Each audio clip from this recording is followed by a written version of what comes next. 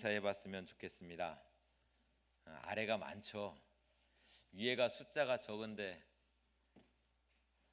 위에 소리가 얼마나 날지 모르겠습니다. 아래에서 할 수 있다 하면 저 위에는 어떻게 될까요? 아니죠.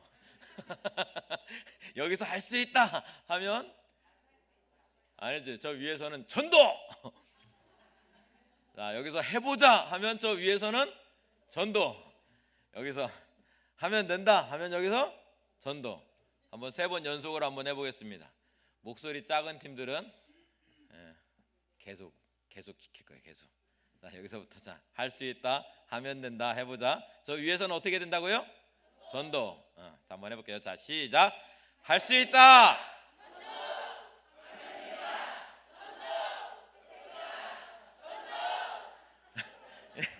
해보자에서 조금 약해지는 것 같아. 막상 나가야 되는데 이게. 한 번만 더 해보겠습니다. 할 수 있다 전도. 하면 된다 전도. 해보자 전도. 자, 시작. 할 수 있다 하면 된다 해보자. 아멘. 할 수 있는 줄 믿습니다.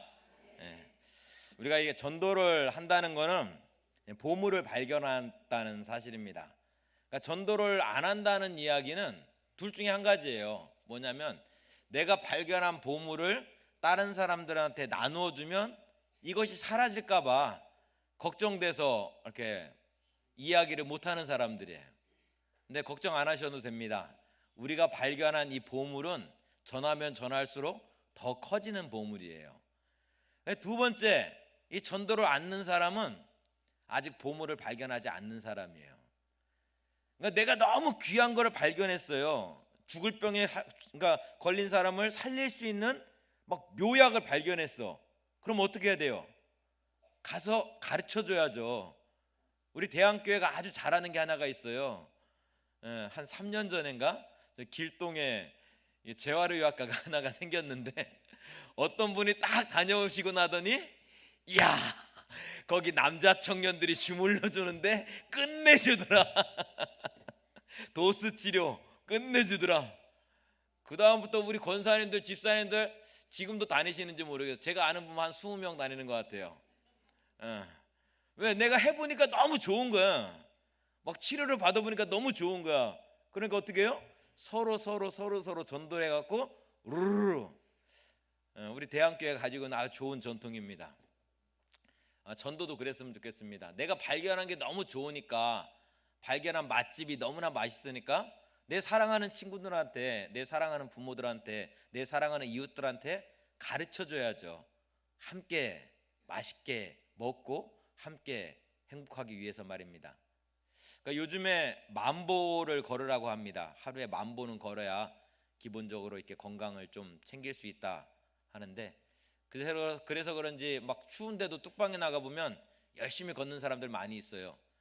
근데 하루 만보 중에서 여러분들은 복음을 위해서, 하나님 나라를 위해서 몇 보나 걸어가고 계신가요? 만보에 11조면 1000보인데 100분의 1이면 100보, 1000분의 1, 10보라도 내가 복음을 위해서, 전도를 위해서, 하나님의 나라를 위해서 그 발걸음을 옮겨 보셨나요? 전도는 정말 어렵다 생각하면 한없이 어려운 건데, 건너편으로 건너가는 일에서부터 전도는 시작된다는 것을 우리는 알아야 됩니다. 그러니까 사람은 누구나 가보지 않은 길을 갈 때 두려워합니다. 이 길 끝에 어떤 일이 벌어질까라는 그 두려움 때문이죠. 내가 해보지 않았으니까. 특히나 내가 살아왔던 삶의 방식과 어떤 다른 길을 걸어가라고 이야기했을 때는 더더욱 이 발걸음이 두려운 거예요. 무서운 거예요. 그러니까 전도를 못하는 사람들은 전도를 한 번도 안 해본 사람들이에요. 그러니까 전도를 해본 사람들은 너무나 쉽게 이 전도를 하는데, 안 해본 사람들은 여기서는 기도는 정말 잘해요. 뜨겁게 기도해요. 온 세계를 위해서, 온 열방을 위해서, 막 대한민국을 위해서 막 불붙듯이 기도하는데 나가서는 말 한마디 못해요. 왜 그럴까요? 안 해봐서 그래요. 새로운 길을 건너봤어야 되는데, 그 길을 건너가 봤어야 되는데 한 번도 안 건너가 보니까 너무나 두려운 거야. 너무나 무서운 거야. 걱정이 먼저 막 되는 거예요. 사도행전 1장 8절에서 주님은 오직 성령이 너희에게 임하시면 너희가 권능을 받고 예루살렘과 온 유대와 사마리아와 땅끝까지 이르러 내 증인이 되라 라고 말씀하셨습니다. 근데 예수님께서 약속하신 대로 오순절 마가 다락방에 성령이 임했어요. 성령이 임하니까 어떤 일들이 벌어져요? 자기 재산 다 팔아갖고 막 갖고 오고 서로 떡을 나누고 막 교제하고 기도하고 성령 충만한 모습이 가득한 거예요. 얼마나 행복해요. 얼마나 좋아요. 이곳이 천국일세. 이곳이 정말 이것이 예수 믿는 기쁨이구나. 그런데 예수님이 말씀하신 그 명령을 잃어버렸어요. 이곳이 좋사오매, 우리끼리가 좋사오매, 여기서 막 찬양하고 예배하고 기도하면서 밖으로 나갈 생각을 않는 거예요. 그때 하나님께서는 야고보 사도의 순교를 통해서 억지로 사마리아 땅으로 이 제자들을 내보내게 됩니다. 여기가 좋사오니, 우리끼리가 좋사오니, 여기서 기도할 때는 막 금방 세상이 다 뒤집힐 것 같아요. 온 열방으로 막 선교사로 다 나갈 것 같습니다. 근데 기도 끝나고 전문을 나서는 순간 여기서 기도했던 모습하고는 전혀 상관없는 모습으로 살아가는 거예요. 초대교회가 그랬어요. 초대교회가. 그러니까 하나님께서 야고보의 순교를 통해서 그 박해를 통해서 어쩔 수 없이 흩어지게 만드시는 거예요. 내가 믿음으로 순종해야 되는데 내가 믿음으로 순종하지 않으니까 외부적 물리적 방법을 통해서 그 길을, 그 강을 건너가게 하시더란 이야기입니다. 사도행전 10장에 보면 하나님께서 베드로에게 환상을 보여주십니다. 그러면서 이방인에게 복음을 전하라 말씀하시죠. 하지만 예수님의 수제자였던 베드로는 이 하나님의 말씀에 순종하지 않습니다. 그 이유가 무엇일까요? 지금까지 내가 살아왔던 삶의 경험과 다른 거예요. 내가 가지고 있는 유대의 율법과 전통과 다른 거예요. 그러니 할 수 없다라고 이야기하죠. 하나님이 보여주는 환상에는 4발 가진 짐승들, 기는 것, 공중에 나는 것들이 그 그릇에 담겨 있었어요. 그러면서 하나님이 뭐라고 말씀하시냐면 집어 먹으라는 거예요. 베드로 뭐라고 이야기했을까요? 안 됩니다. 우리 그러죠. 기도할 때 하나님 말씀만 해주십시오. 하나님이 말씀해 주면 내가 순종하고 달려가겠습니다. 근데 베드로는 말씀해 주셨다니까요. 집어 먹으라. 근데 베드로의 반응은 뭐예요? 안 됩니다. 못합니다. 집어 먹으라니까 안 돼요. 못해요. 말씀해 주시면 정말 뭔가 큰 일을 할 것처럼 우리가 그렇게 기도하는데 베드로를 보면 그렇지도 않은 것 같아요. 먹으라고 말씀하시는데 안 된다는 거예요. 또 말씀하시는데 안 된다는 거예요. 그러자 하나님이 뭐라고 말씀하세요? 내가 깨끗하다고 했는데 내가 왜 더럽다라고 이야기하냐? 부정하다고 이야기하냐? 너가 나를 사랑한다고 이야기하는데, 나를 위해서 죽겠다라고 이야기하는데, 내가 깨끗하다고, 내가 먹으라고 이야기하는데 왜 너가 주저하고 있냐라고 말씀하시죠. 근데 여기서 놀라운 거는, 여러분이 보기에 베드로가 참 믿음 없어 보이나요? 믿음 없어 보이죠. 근데 여기서 참 놀라운 거는 사도들의 위대함이에요. 분명히 내 생각과 다릅니다. 내가 살아왔던 삶의 방식과 틀려요. 내가 가지고 있던 가치와 율법과는 전혀 다른 어떤 하나님의 말씀입니다. 근데 어쩔 수 없이 그 말씀을 따라서 고넬료의 집에 갔네요. 근데 고넬료의 딱 집에 가보니까 어떤 일이 일어났어요? 이방인의 집에 성령이 임한 거예요. 말이 안 되는 일이죠. 이들은 구원받지 못할 사람들인데 그 집에 성령이 임하고 있는 거예요. 그 모습을 보면서 베드로가 그 자리에서 순종합니다. 그러면서 그 가정에 세례를 베풀어 주시죠. 내 생각과 틀렸어요. 내가 알고 있는 것과 틀렸어요. 내 방식과 내 가치와 틀렸습니다. 그러나 성령의 역사하심을 바라보았을 때 즉각적으로 순종하는 것이 사도들의 위대함이라는 거예요. 전도는, 하나님의 나라는 예루살렘에서 이방 땅인 사마리아로, 유대인에게서 이방인에게로 건너가는 데서부터 시작된다는 것을 우리는 알아야 됩니다. 그러나 이 놀라운 구원의 행동은 사도들이 먼저 한 것이 아닙니다. 우리 주님께서 하나님의 자리를 다 버리시고 이 땅으로 건너오심으로 말미암아 이 구원은 시작되었습니다. 로마서 5장 8절, 우리가 아직 죄인 되었을 때 그리스도께서 우리를 위하여 죽으심으로 하나님께서 우리에 대한 자기의 사랑을 확증하셨느니라. 주님께서 저와 여러분을 구원하시기 위해서 하나님의 자리에서 인간의 자리로 건너오셨습니다. 상상할 수 없는 이야기죠. 상식으로 판단할 수 없는 이야기죠. 하나님이 하나님의 자리를 버리고 신이 신의 자리를 버리고 인간의 자리로 넘어온다는 거, 건너온다는 거 상상이나 할 수 있는 이야기입니까? 할 수 없는 이야기죠. 그러나 하나님은 저와 여러분을 살리시기 위해서, 저와 여러분에게 복음을 전하시기 위해서 그 강을 건너오신 거예요. 모든 것 다 버리고 건너오셔서 우리를 대신해서 십자가에서 죽으셨습니다. 우리의 모든 죄짐을 지시고 십자가에서 죽으셨습니다. 그리고 주님은 선포하셨습니다. 너는 이제 자유다. 더 이상 너를 구속할 것은 없다 라고 말씀하였습니다. 그렇게 우리에게 복음을 전하여 주셨습니다. 생명의 길을, 구원의 길을 열어주셨습니다. 내가 전도를 위해서 건너야 될 강, 이 강은 두려움의 강일 수 있습니다. 때로는 자존심의 강일 수도 있습니다. 막연함의 강일 수 있습니다. 마치 홍해바다 앞에 서 있는 이스라엘처럼 말입니다. 그러나 그 두려움 앞에 서 있는 자들에게 하나님은 말씀하십니다. 출애굽기 14장 13절, 너희는 두려워하지 말고 가만히 있어서 여호와께서 오늘 너희를 위하여 행하시는 구원을 보라. 그렇습니다. 똑같은 두려움 같지만 믿음이 없을 때의 두려움은 그 자리에 주저앉아 버리게 합니다. 그러나 믿음이 있을 때의 두려움은 하나님에 대해 일하심에 대한 기대와 소망을 갖게 하는 거예요. 믿음이 없을 때 두려움은 좌절과 원망을 우리에게 허락하지만 믿음이 있을 때 두려우면 기대와 소망을 갖게 한다는 것입니다. 바울이 2차 전도 여행을 시작하면서 지금의 터키 지역이죠, 아시아 지역을 마음에 품고 막 기도했어요. 하나님, 이번에 전도 여행은 아시아 지역에 터키 지역에 가서 복음을 전하기를 원합니다. 막 기도했어요.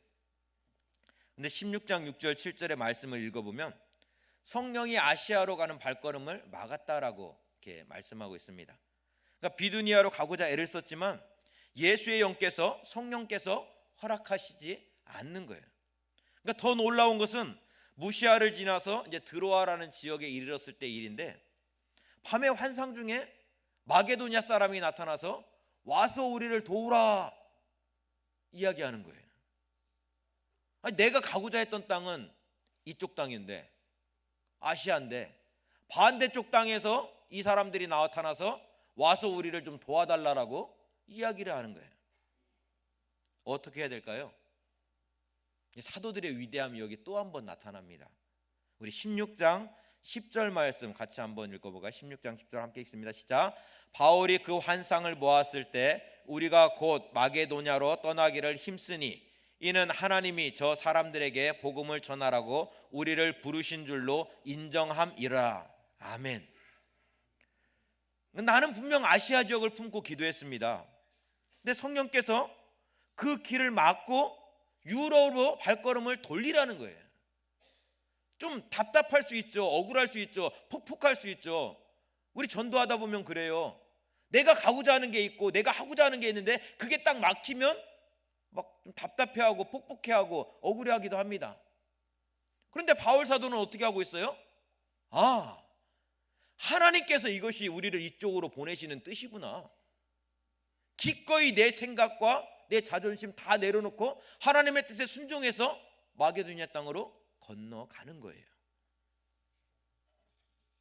베드로가 고넬료의 집에 가기를 거절하다가 성령의 역사하심을 바라보면서 주저하지 않고 세례를 베풀었던 것처럼 지금 바울도 성령의 인도하심 앞에서 내 뜻, 내 자존심을 다 내려놓고 순종하며 나아가고 있는 것입니다. 그렇게 해서 도착한 땅이 마게도냐 지방의 첫 성이요 빌립보, 로마의 식민지인 빌립보입니다.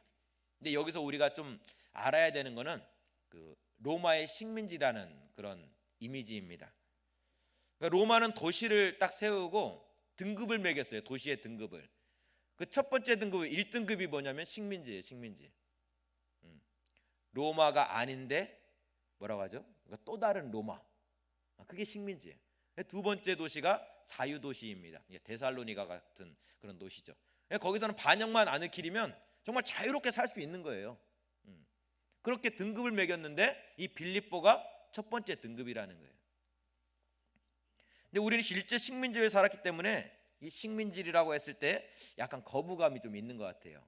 근데 이 빌립보의 배경을 보면 우리가 좀 더 잘 알 수 있을 것 같은데, 빌립보는 BC 360년에 아덴의 망명자 킬루투스라투스에 의해서 이렇게 세워집니다. 도시가 만들어지죠. 근데 BC 356년에 마게도냐의 왕 필립 2세에 의해서 빌립보라는 이름으로 명명되게 됩니다. 그리고 BC 168년에 이 마게도냐 연합과 이게 막 성장하기 시작하는 로마와 전쟁을 치르게 되는데, 이 빌립보가 누구 편에 서냐면 로마 편에 서게 되는 거예요. 근데 로마 편에 섰는데 로마가 이긴 거죠. 근데 이 로마의 카이사가, 이 전쟁에서 이긴 카이사가 원로원에 의해서 암살을 당하게 됩니다. 그러자 이 카이사의 양자였던 옥타비오누스, 이 사람이 아버지의 원수를 갚겠노라 하면서 안토니와 연합해서 이 원로원과 전쟁을 벌이게 되는 거예요. 그게 이제 BC 42년에 있었던 빌립보 전투죠. 그리고 BC 31년에 이 옥타비아누스와 이 안토니가 서로 황제가 되겠다고 딱 전쟁을 벌였는데, 이때 빌립보가 또 누구 편에 서냐면 옥타비아누스 편에 서는 거예요. 근데 빌립보가 서는 쪽마다 이기게 되는데, 이 로마의 초대 황제였던 우리가 아우구스투스라고도 이렇게 알고 있는 이 옥타비아누스는 빌립보가 너무나 고마운 거죠. 왜? 나를 위해서 목숨을 걸고 싸워줬으니까.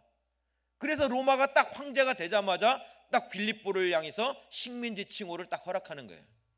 로마 사람들이 가질 수 있는 모든 권리와 모든 자유를 다 허락하는 거예요. 우리가 바울이 빌립보서에서 우리의 시민권이 하늘에 있다라고 강조하는 이유가 여기에 있습니다. 빌립보에서 그리스도인으로 산다는 것은 로마의 시민권을 포기한다는 이야기입니다.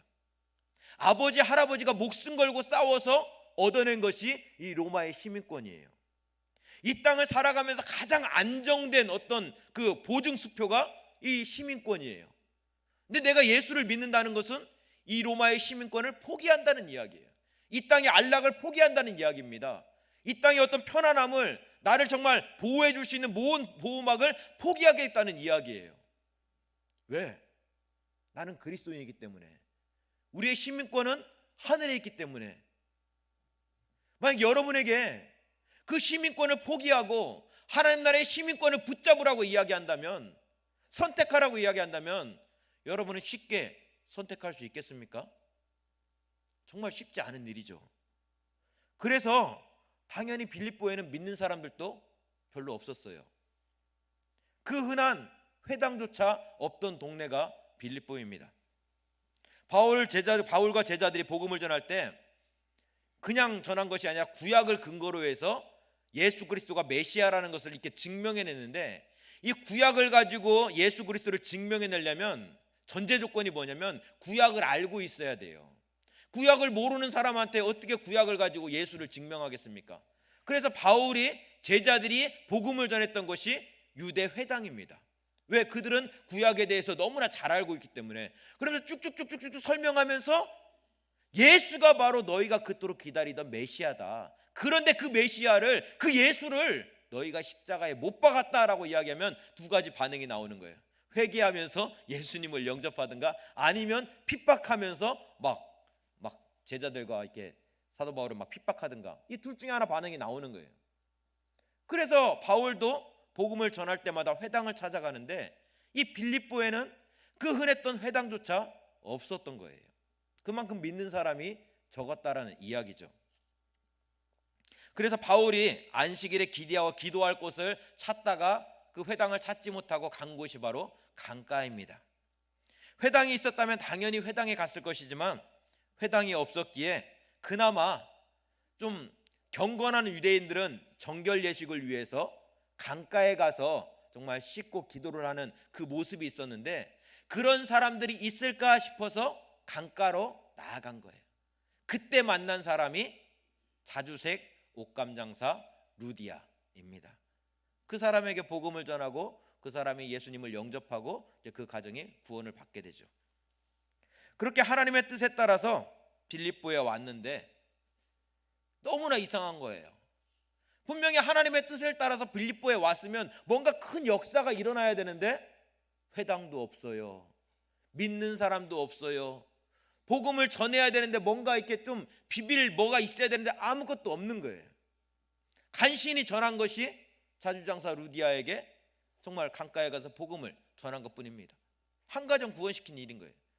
그런데 더 짜증나는 거는 이 귀신 들린 여자가 바울 일행을 쫓아다니면서 이 사람들은 지극히 높으신 하나님의 종입니다. 당신들에게 구원의 길을 열어주기 위해서 이곳에 왔습니다. 지금 귀신이 바울 일행을 막 전하고 있어요. 아니 복음을 전해야 되는데 복음을 못 전하고 있는 상황에서 이 귀신 들린 여종이 쫓아다니면서 이 사람은 지극히 높으신 하나님의 종입니다. 막 전하고 있는 거예요. 여러분 그 예전에 뭐 부흥사 목사님들이 가끔 설교할 때 그런 말씀들 많이 하시죠. 예수 믿는 사람이 무당이 막 부닥거리 하고 있는데 막 가면은 그 굿이 안 된다고. 왜 그럴까요? 귀신들이 예수 믿는 사람을 알아보기 때문에 그래요. 예수의 영이 정말 그 귀신보다 훨씬 세다는 것을 알기 때문에 그래요. 근데 문제는 지금부터죠. 몇 날을 참다가 이 귀신을 쫓아냈습니다. 한 번에 쫓아내지 않았어요. 여러 날 와서 막 그렇게 이야기하니까 안 되겠다 싶었는지 예수의 이름으로 이 귀신을 쫓아냈습니다. 어찌 보면 선한 일을 한 거죠.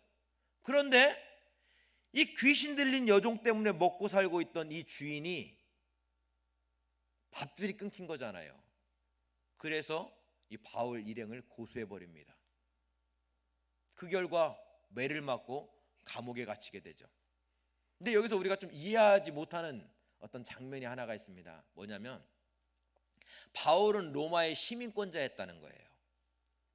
만약에 그 사람이 바울을 고소했을 때 주민등록증 딱 보여주면서 나는 대한민국 국적의 사람입니다, 나는 로마의 시민권자입니다 라고 딱 이야기하면 맞지 않아도 돼요.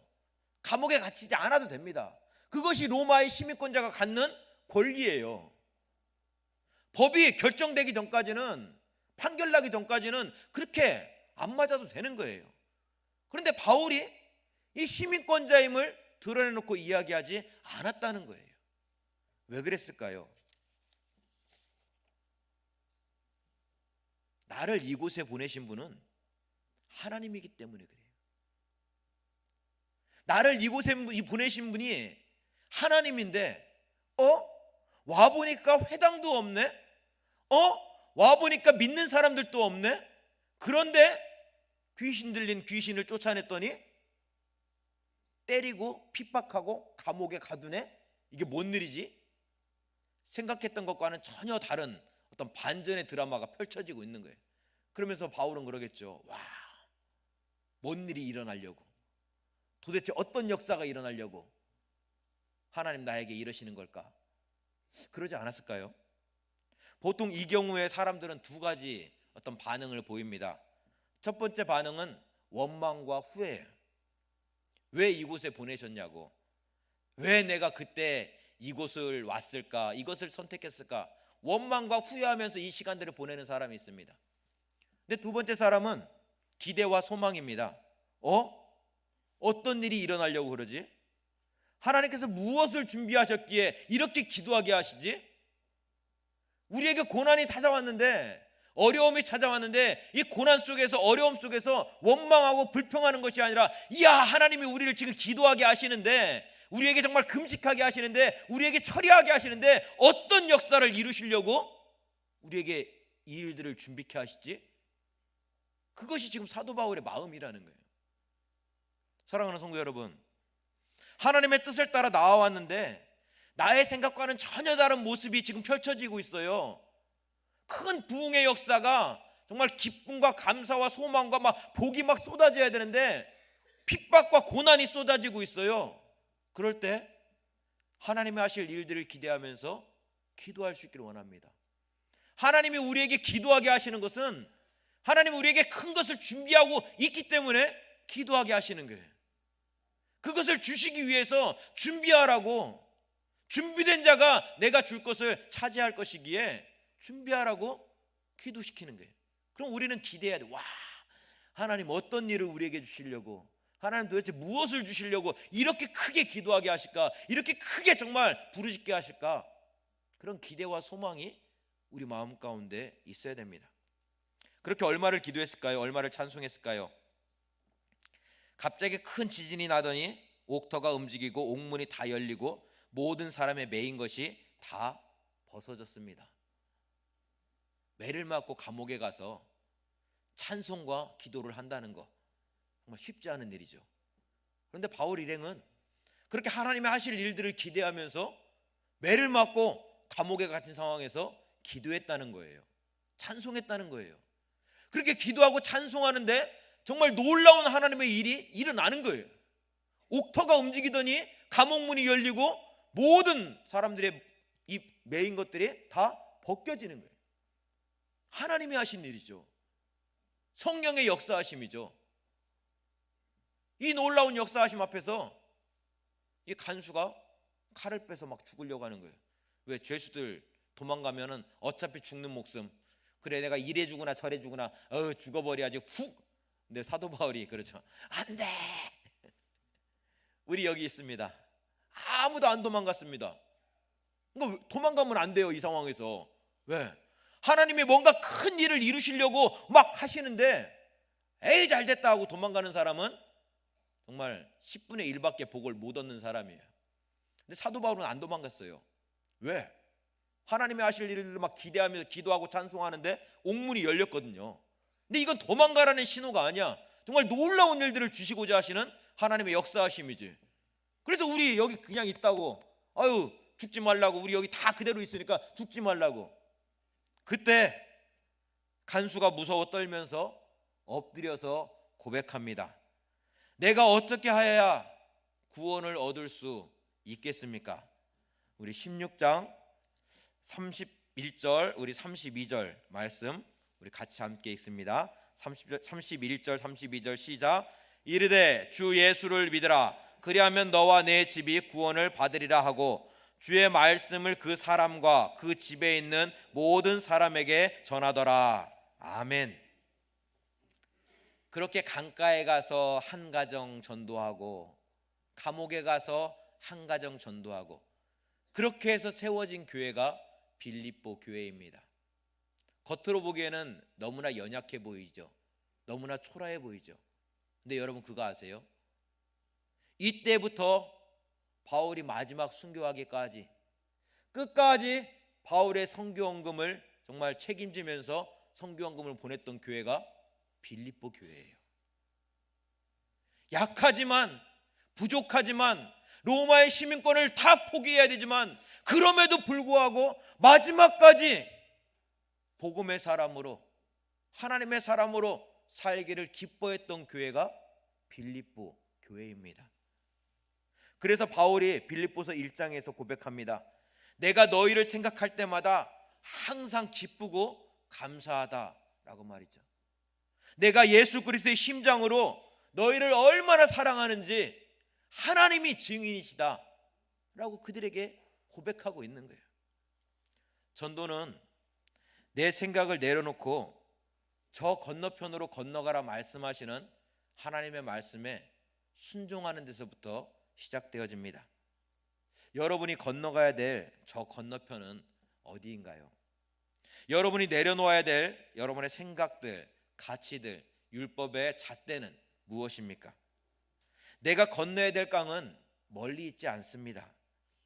평생 예수의 이름 한 번도 들어주지 못했던 내 남편, 내 아내, 내 자녀들, 내 부모, 그들이 우리가 건너야 될 저 건너편인 거예요. 늘 만나서 인사는 하지만 한 번도 예수의 이름 전하지 못했던 세탁소 아저씨, 구두바게 아저씨, 그들이 내가 건너야 될 저 건너편이고 복음을 들어야 될 사람들이라는 사실입니다.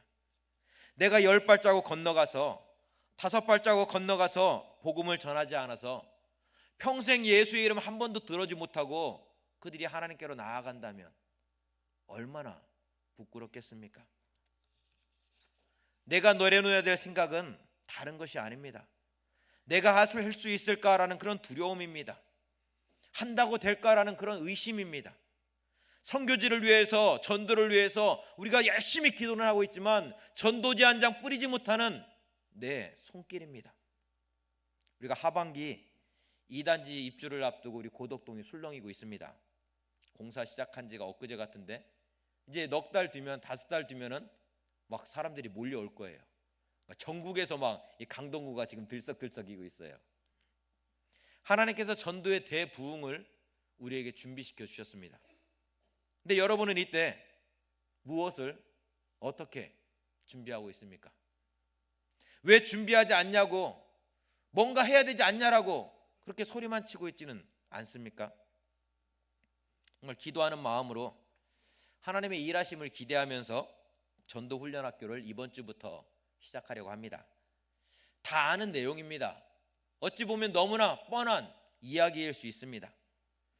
하지만 우리가 건강을 위해서 운동을 해야 된다는 거 다 알지만 하지 않으면 아무 소용없는 거예요. 전도해야 된다는 거 다 알지만 전해보지 않고 훈련하지 않으면 말 한마디 못하는 벙어리로 살다가 죽게 되는 거예요.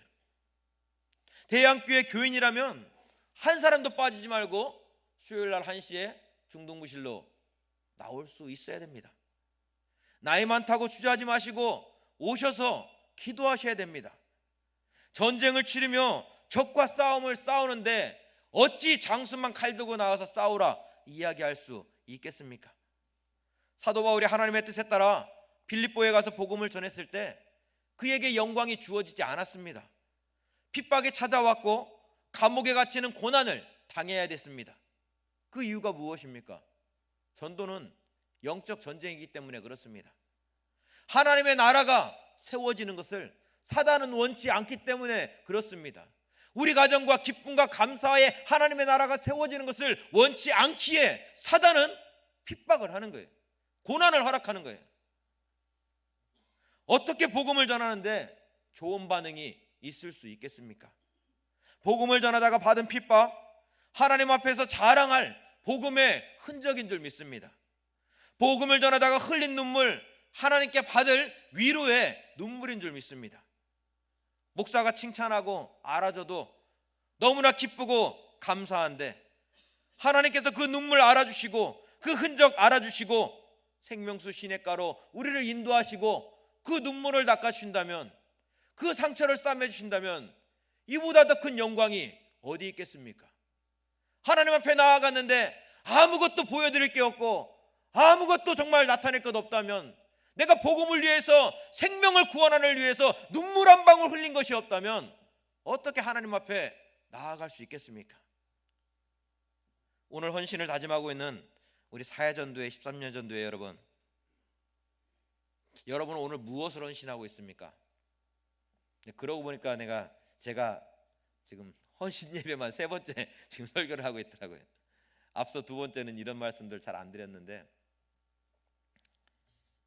교적부에서 보니까 30세에서 49세까지 여자 세대주가 112명입니다. 남편까지 합치면 대한교회 출석교인의 3분의 1이 지금 여기 있는 13여전도회, 12여전도회, 14여전도회, 이 사람들이라는 거예요. 이 중에 우리 전도부원이 몇 명이나 될까요? 전도를 위해서 헌신하는 사람들 몇 명이나 될까요? 복음을 위해서 헌신하는 사람 몇 명이나 될까요? 본인들은 아시겠죠? 우리가 좋은 교회, 막 좋은 교회 돼야 된다고 이야기합니다. 정말 예배를 위해서, 정말 예배가 더 막 기쁘고 감사하게 성령 충만해야 된다고 이야기합니다. 또 교회가 또 좋은 모습들, 좋은 것들 만들어지고 준비해야 된다고 이야기합니다. 근데 이 좋은 교회, 이 좋은 모습들 정말 은혜스러운 이 모습들은 어디에서 주어지는 것이 아닙니다. 하나님의 사람으로 결단한 내가 만들어가야 되는 좋은 교회요, 좋은 예배인 것입니다. 내가 하나님 앞에 서 있을 때 그 자리에서부터 시작되는 것이 하나님의 나라입니다. 우리 교족부에서 65세부터 69세까지 이렇게 찾아보니까 여자 세대주가 50명입니다. 그러니까 남편들하고 합치면 그냥 100명이라고 생각하면 돼요. 그러니까 여기 있는 대충 여기 있는 분들이 우리 교인의 출석 교인의 한 그렇죠 반까지는 안 되더라도 상당히 많은 숫자입니다. 근데 젊은 사람들이 막 13여전도에 오늘 예배를 드리니까 막 헌신해야 된다고 막 이야기하죠. 교회가 젊은 사람들이 헌신해야 되고 젊은 사람들이 일해야 되고 왜 젊은 사람들이 없는 거야 라고 막 이야기합니다. 근데 우리 사회전도 회원 여러분, 이분들이 헌신하기 위해서 필요한 게 뭐가 있을까요? 12여 전도회, 13여 전도회, 14여 전도회, 15여 전도회 이 사람들이 헌신하려면 뭘 준비해야 될까요? 어떻게 해야 될까요? 그냥 애들 2층에다 내팽개치고 와서 여기서 막 봉사하라고 하면 이들이 할까요? 안 합니다. 내 생명보다도 귀하게 여기는 것이 내 자녀들이에요. 내 자녀들이 방치됐다고 생각하는 순간 젊은 사람들은 절대로 헌신하지 않습니다. 아이들을 위해서 교회를 선택하는 세대가 요즘 젊은 세대들이에요. 그럼 우리 사회전도에 무엇을 헌신해야 될까요? 이들의 자녀들을 돌봐줄 수 있어야 됩니다. 이들이 마음껏 헌신할 수 있는 자리를 만들어줄 수 있어야 됩니다. 내 손자들, 내 손녀들 돌보는 거 귀하죠. 그러나 교회에서는 정말 우리 손자들, 우리 손주들을 돌보면서 이들이 마음껏 편안하게 자식들 걱정 안 하고 헌신하고 봉사할 수 있는 그 길들을 만들어줄 수 있어야 됩니다. 그것이 하나님 앞에서 헌신하는 일이에요. 교회가 한 몸 된 공동체인 이유가 여기에 있습니다. 손이 밥을 뜨면은 이쪽 손은 말 그대로 반찬을 집어와야 되는 거예요. 입에서 꼭꼭 씹었으면 내 위는 이거를 막 소화해내야 되는 거예요. 쌀이 떨어졌으면 내 발이 쌀이 있는 곳으로 가서 그 쌀을 짊어지고 와야 되는 거예요. 그렇게 교회가 한 몸이 되었을 때, 함께 헌신하며 나아갔을 때, 하나의 모습으로 나아갔을 때 우리는 하나님의 나라를 경험할 수 있고 하나님의 나라를 이 땅 가운데 이루어갈 수 있는 줄 믿습니다. 이 모든 일들에 우리 오늘 예배를 드리는 우리 사회전도회, 또 우리 13년 전도회, 또 함께 예배하는 대항의 모든 공동체가 함께 하나님 앞에서 헌신하며 결단할 수 있었으면 좋겠습니다. 우리 같이 기도하겠습니다.